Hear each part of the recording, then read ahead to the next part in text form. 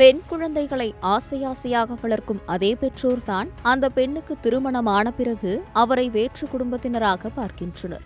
தன் கணவர் அல்லது மாமனார், மாமியார் போன்றவர்களை பற்றி அவர்கள் மனக்கசப்புகளையோ குற்றச்சாட்டுகளையோ பகிர்ந்து கொண்டாலும் அனுசரித்து போக வேண்டும் என்பதே பெண் வீட்டாரின் ஒற்றை அறிவுறுத்தலாக உள்ளது. கல்யாணம் முடிந்த பெண் கணவருடன் சேர்ந்து வாழவில்லை என்றால் பிறந்த வீட்டிற்கு கௌரவ குறைச்சலாக இன்றளவும் பார்க்கப்படுகிறது.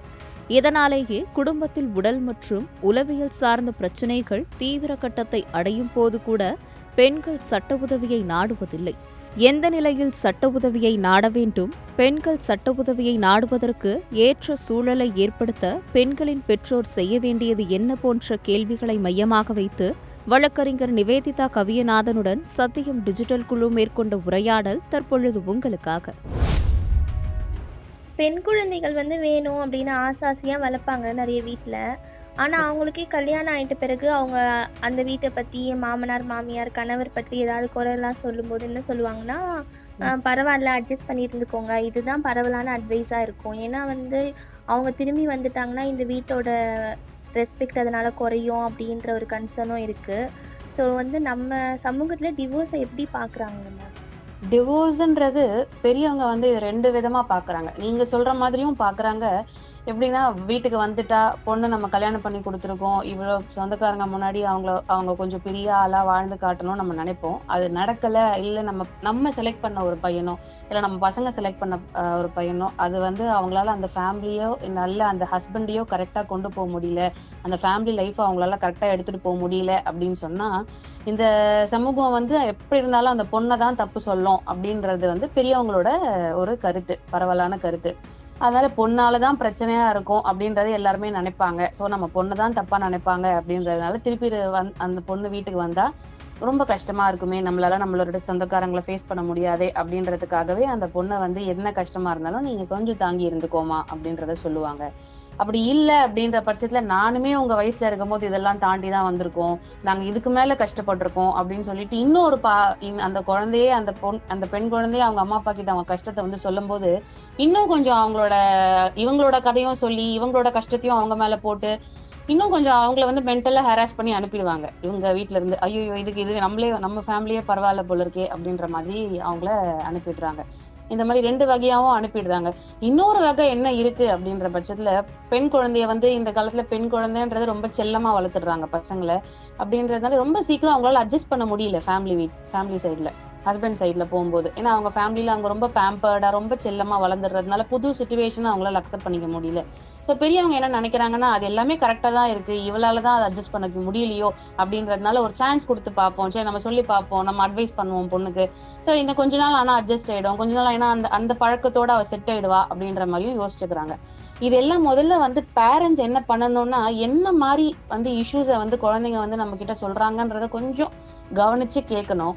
ஏன்னா குழந்தைங்க நம்ம கிட்ட ஒரு இஷ்யூ சொல்றாங்கன்னா அதுதான் உண்மையான இஷ்யூவா இருக்காது, பின்னாடி அவங்களுக்கு நிறைய வேற கனெக்டட் இஷ்யூஸா கூட இருக்கலாம். ஏன்னா இந்த காலத்துல பெண்கள் ரொம்ப மெச்சூர்டா இருக்காங்க, அவங்களுக்கு தெரியுது எது கரெக்ட், நம்ம பண்றது கரெக்டா பண்றோமா தப்பா பண்றோமா எல்லாமே அவங்களுக்கு கரெக்டா புரிஞ்சுதான் அவங்க ஒரு டிசிஷன் எடுக்கிறாங்க அப்படின்றத முதல்ல பெத்தவங்க நம்பணும்.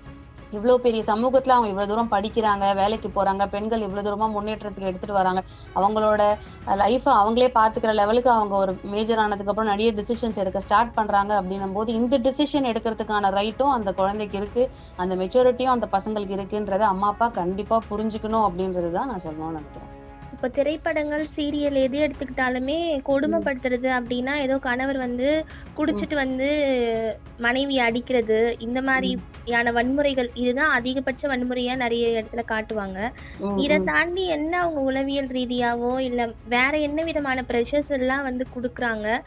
இப்போ டொமஸ்டிக் வயலன்ஸோ இல்ல ரொம்ப பிசிக்கல் அபியூஸ் இருக்கும்போது போய் கம்ப்ளைண்ட் கொடுக்கலாம் அப்படின்னு இருக்குல்ல மேம், வேற என்ன மாதிரியான சட்டங்கள், நம்ம என்ன விஷயத்துக்கு எந்த சட்டத்தை, எப்படி சட்ட உதவியை நாடணும், இல்ல போலீஸ்க்கோ இல்ல அடுத்து வழக்கு தொடர்றதோ எப்ப பெண்கள் அந்த மாதிரியான விஷயத்தை கையில எடுக்கணும் மேம்? அபியூஸ்ன்ற ஒரு வார்த்தைன்னு பாத்தீங்கன்னா, அபியூஸ்ன்றது துன்புறுத்தல்னு சொல்லுவாங்க. அபியூஸ் பாத்தீங்கன்னா பிசிக்கலா தான், அதாவது உடல் ரீதியா தான் இருக்கணும் அப்படின்றது சட்டம் கிடையாது. ப்ராபபிலி மென்டல் அபியூஸ், அதாவது மனதளவுல அவங்கள கஷ்டப்படுத்தி ஒருத்தங்களை இருக்க வைக்கிறோம் அப்படின்ற பட்சத்துலயும் அதையும் அபியூஸ்ன்ற டேர்முக்குள்ளதான் எடுத்துட்டு வராங்க சட்டத்துல. இப்போ வந்து நான் அடிச்சிட்டேன், துன்புறுத்திட்டேன், இல்ல வேற செக்ஷுவல் ரீதியா ஏதாவது ஒரு டார்ச்சர் பண்ணியிருக்காரு அப்படின்றத மட்டும்தான் நம்மளால ஓப்பனா ப்ரூவ் பண்ண முடியும். கம்ப்ளைண்ட்னு ஒரு விஷயத்துல எடுத்துட்டு போய் கொடுக்கும்போது, ஒரு போலீஸ் ஸ்டேஷன்ல எடுத்துட்டு போய் சொல்லும் போது நம்மளால உடனே காமிக்க முடியும்னா நம்ம உடம்புல ஏதாவது மார்க் இருக்கா, அடிபட்டுச்சு, இங்க அடிபட்டுச்சு, இப்படி அடிச்சிட்டாரு, இல்ல இப்படி எல்லாம் பண்ணிட்டாரு அப்படின்றத வந்து நம்மளால டாக்டர் சர்டிஃபிகேட் வாங்கி கொடுக்க முடியும் அப்படின்ற மாதிரி ஆக்டிவிட்டிஸ் மட்டும்தான்ன்றது கிடையாது. இப்போ நம்மள வந்து நம்மளா இருக்க விடாம வைக்கிறது, நம்ம பேரண்ட்ஸ் கிட்ட கூட நம்மள பேச விடாம பாத்துக்கிறது, தடுக்கிறது, ப்ராபபிலி நம்ம வந்து நம்மள கண்ட்ரோல் பண்ணி வைக்கிறது, நம்மள சந்தேகப்படுறது, எதுவுமே வந்து அவங்கள அந்த ஒரு பெண் அவங்களா இருக்க முடியாத லெவலுக்கு அவங்கள கண்ட்ரோல் பண்ணி அவங்க வைக்கிறாங்க. இதை வெளியிலயும் அவங்களால சொல்ல முடியாத லெவலுக்கு அவங்கள வீட்டுல இருந்து வெளில போக கூடாதுன்னு சொல்றது, இந்த மாதிரி சின்ன சின்ன விஷயங்கள் இருக்கலாம். இதனால அவங்க வந்து மனதளவுல பாதிக்கப்படுறாங்க அப்படின்ற ஒரு சிச்சுவேஷன் வரும்போது அதையும் வந்து நம்ம வந்து இந்த ஹராஸ்மெண்ட் அபியூஸ்ன்ற டேர்முக்குள்ளதான் எடுத்துட்டு வரோம். தாராளமா அந்த மாதிரி ஒரு சிச்சுவேஷன்ல ஒரு பெண் மாட்டிக்கொண்டா அவங்களும் போய் தாராளமா ஒரு கேஸோ ஒரு கம்ப்ளைண்ட்டோ போலீஸ் ஸ்டேஷன்ல கொடுக்கலான்றது சட்டம் சொல்லுதுங்க. நம்ம சொசைட்டில முன்னாடி சொன்ன மாதிரியே ஒண்ணு பெற்றோர் வந்து குடும்ப கௌரவம் குறையும் அப்படின்றதுக்காக பெண்களை கட்டுப்படுத்தி வைப்பாங்க. இந்த மாதிரி எந்த வகையான போலீஸ் ஸ்டேஷனுக்கோ கோர்ட்டுக்கோ போக கூடாது அப்படின்றதுனால பிறந்த வீட்லயும் சப்போர்ட் கிடைக்கல, இந்த வீட்லயும் கொடுமைகள் அதிகமாகும் போது சில பெண்கள் வந்து அவங்களால தனியாவும் போய் வாடுறது அளவுக்கு தைரியம் இல்லாம விபரீதமான முடிவுகள்லாம் எடுக்கிறாங்க. ஸோ இதெல்லாம் தவிர்க்கப்படணும்னா சமூக மனநிலை எந்த மாதிரியா மாறணும் மேம்?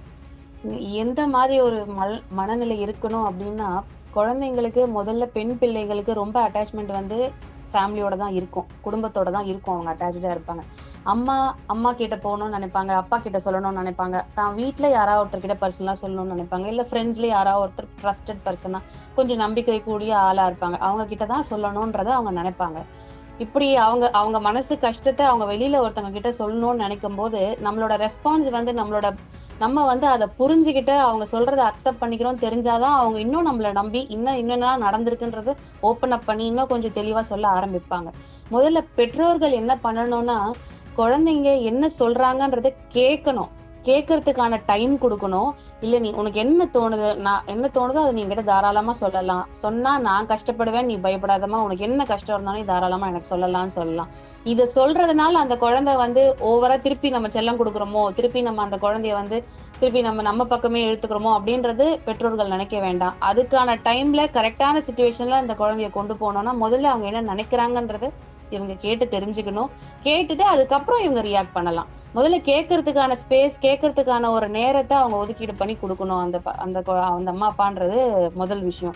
ரெண்டாவது விஷயம், அப்படி அந்த குழந்தை ஒரு விஷயம் இவங்கள்ட்ட வந்து சொல்லும் போது இன்னும் அது மேல எப்படி எரியிற நெருப்புல எண்ணெயை ஊத்துற மாதிரி இன்னும் கொஞ்சம் வந்து எக்ஸ்ட்ராவா ஆமா பண்ணிருப்பாங்க, ஆமா கரெக்ட் தான், நீ சொல்றது கரெக்ட் தான், அப்படி இல்ல நம்ம இன்னும் எக்ஸ்ட்ராடினரியா அதுக்கு ரியாக்ட் பண்ணாம எது சரி எது தவறுன்றத அந்த டைம்ல சொல்லாம அவங்க சொல்றத மட்டும் கரெக்டா கேட்டுட்டு, எனக்கு புரியுதுமா, நீ என்ன எதை தாண்டி வரன்றது எனக்கு புரியுதுன்னு சப்போர்ட்டா இருக்கணும். அந்த டைம்ல அவங்க அந்த விஷயத்த சொல்ற டைம்ல நீங்க கொஞ்சம் சப்போர்ட்டிவா, ஓகே நமக்கு நம்ம அம்மா அப்பா இருக்காங்க, என்ன நடந்தாலும் நம்ம அம்மா அப்பா நம்ம கேட்கறதுக்கு ரெடியா இருக்காங்க அப்படின்றத அந்த குழந்தைக்கு தெரியணும்.